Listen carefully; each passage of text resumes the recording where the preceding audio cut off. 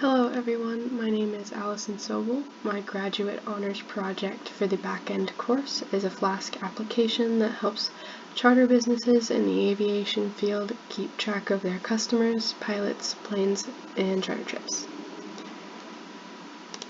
For this project, I use the Flask framework with Postgres database and other things like SQL Alchemy and Alembic and Python.m.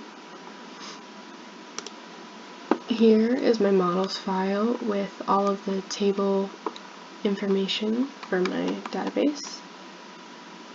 And then here I have my aircrafts, charters, customers, and pilots routes.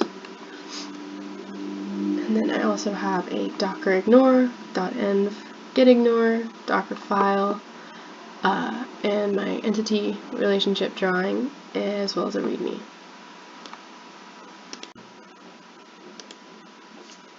Here we have the requests for pilots, aircrafts, charters, and customers.